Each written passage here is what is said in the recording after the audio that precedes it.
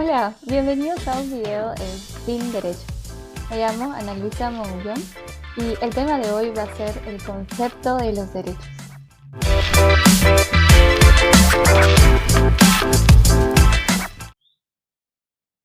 Creo que esta primera lección es de suma importancia, no solo en el curso de Derechos Humanos, ya que abarca mucho más allá que eso, ¿no? Es importante reconocer y diferenciar las excepciones que se le da a la palabra derecho, ¿no? Al derecho como ciencia social, que ya conocemos, que se basa en el estudio de la norma jurídica, y a los derechos, que vamos a tratar ahora, como garantías, ¿no? Y es que es una función primordial del pensamiento jurídico diferenciar la fundamentación que tienen las diferentes terminologías de los derechos. La palabra derechos, como por ejemplo en derechos humanos, ha sido utilizada a través de la historia con un peso moral, social, ¿no? Para destacar, por ejemplo, los grupos marginados, tienen esa capacidad reivindicadora de las personas, ¿no? Entonces, esta variedad terminológica afecta en diferentes conceptos de derechos, como por ejemplo tenemos a los derechos humanos, naturales, morales y los conocidos fundamentales, lo que podemos reconocer como una terminología difusa. Sin embargo, ya vamos a reconocer que entre ellos se enlazan. Tienen muchos factores de semejanza y algunos de diferencias que van a permitir que unos destaquen más que otros. Entonces, con ello comenzamos hablando sobre los derechos humanos. Un término muy conocido, uno de los más usados. Sin embargo, al final de este video van a saber reconocer cuáles son los motivos por el cual no deberíamos de considerarlo el que mejor se debería usar. Cuando hablamos de derechos humanos, se nos viene a la mente, pues, ¿no? Los derechos económicos, sociales y culturales, los DEX, ¿no? Aquellos que son inalienables, universales, esas características que se nos ha repetido desde el colegio incluso, ¿no? Sin embargo, tienen una acepción muy particular y muy ligada a lo que se conoce como derechos naturales. Sin embargo, tiene un sentido un tanto ambiguo, ¿no? Ya que por un lado tiene una pretensión moral fuerte, ya que trata de atender una posible virtud hacia la dignidad humana. Y por otro lado también alude a un sistema de derecho positivo, ¿no? Por ejemplo, el caso de los derechos humanos que están reconocidos en la Constitución peruana, ¿no? Y ante ellos se puede presentar un recurso de amparo, ¿no? Esta es la positivización de esos derechos. Entonces tiene ese dos tipos de carga que lo hacen en algún momento un tanto ambiguo. Y es que en la praxis lingüística al término derechos humanos se les atribuyen otros como, bueno, los derechos naturales, derechos morales, libertades públicas, derechos fundamentales incluso, individuales, etcétera, etcétera. Los derechos humanos tienen esa calidad de que son aquellos reconocidos sobre todo en tratados internacionales o en declaraciones, cosita que se diferencia con los derechos fundamentales que los vamos a dar a conocer a continuación. Entonces podemos decir que los derechos humanos no son bien el término adecuado para referirnos a los derechos en sí, ¿no?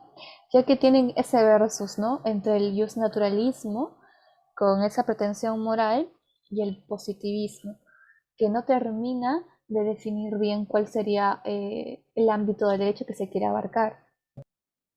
Y es aquí donde nos abrimos paso a los derechos naturales, ¿no? Que si bien dijimos que tienen mucha relación con lo que pusimos antes de los derechos humanos, estos ya denotan mejor una posición naturalista, lo que los relaciona mucho también con los derechos morales. Es que si bien antes se utilizaba el término derechos naturales, ahora es más común usarlo el de derechos morales, ¿no? Es como un término más moderno, por así decirlo. Estos derechos naturales tienen esa carga histórica, ¿no? Tienen ese peso histórico desde las declaraciones liberales del siglo XVIII, por ejemplo, con la Revolución Francesa, ¿no? Declaración de los Derechos del Hombre y del Ciudadano. Es la máxima expresión de los derechos naturales. Entonces, demuestran esa relación que existe entre iguales en el estado de la naturaleza.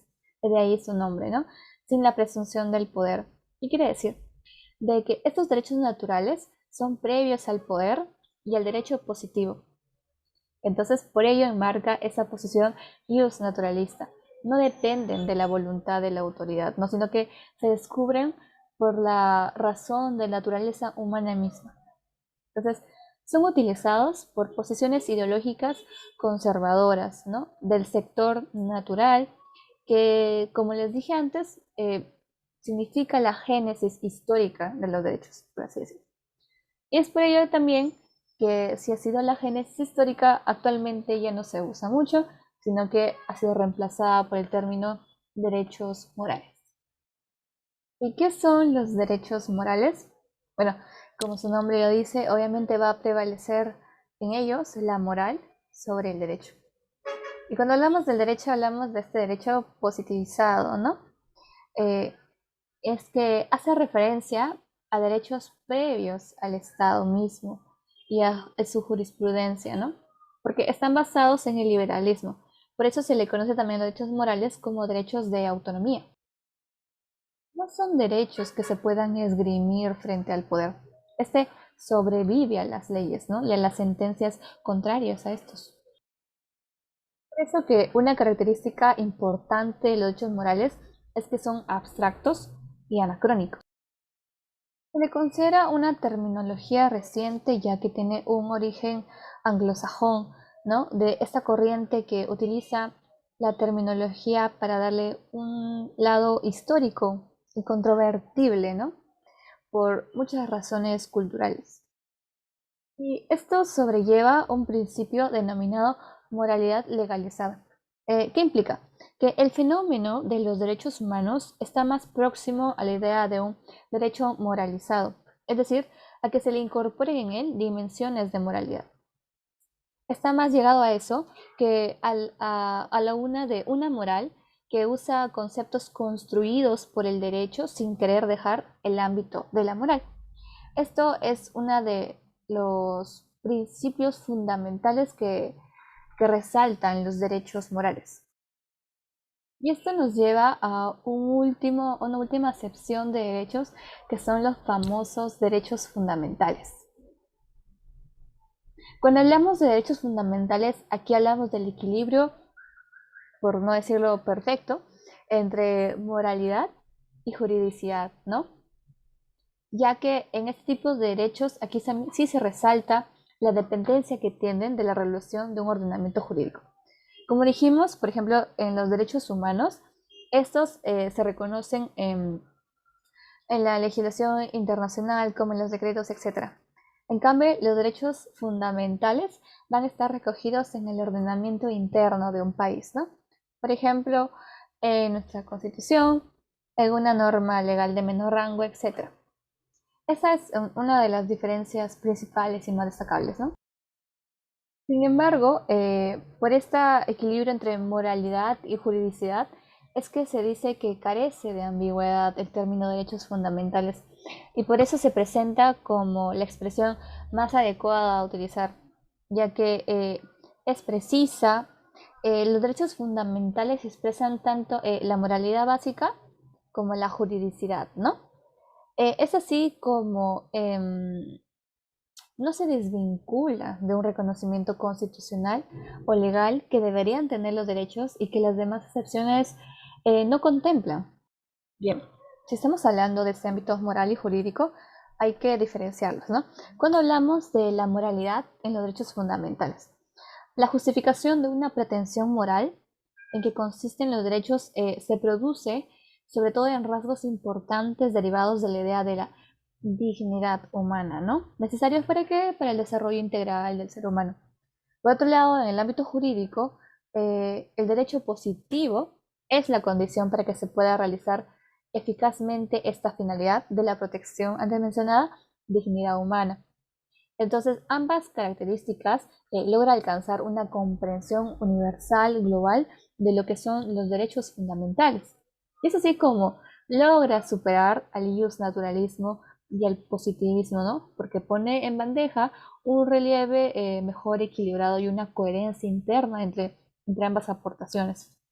Es así como si antes hablamos de una pretensión moral fuerte, por ejemplo, en los derechos naturales, aquí hablamos de una pretensión moral justificada en los derechos fundamentales, ya que responden al por qué y para qué se presume y se utiliza ese término.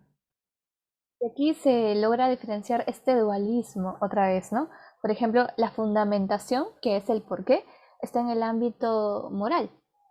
Y la función, que es el para qué, que es el concepto, está específicamente en el ámbito jurídico. Entonces, en pocas palabras, podemos decir de que los derechos fundamentales son una forma de integrar justicia y fuerza desde una perspectiva del individuo propio, ¿no? De esa cultura antropocéntrica del mundo moderno de que las diferentes acepciones no han logrado destacar. Así como recogen la ayuda del Estado para lograr que estos derechos cobren fuerza y tengan legitimidad. El autor Gregorio Peces Barba nos dice en su obra Lecciones de Derechos Fundamentales explícitamente que los derechos son una fuerza sin conciencia. Entonces, quiere decir que los derechos fundamentales, al reconocer esa dualidad moral y positivismo, logran ensalzar estrictamente lo que quiere decir los derechos, darle esa operatividad que necesitan. Y bueno, y para concluir, ¿por qué es importante reconocer la diferencia entre estos conceptos de derechos, sobre todo en los más reconocidos que son derechos humanos y derechos fundamentales?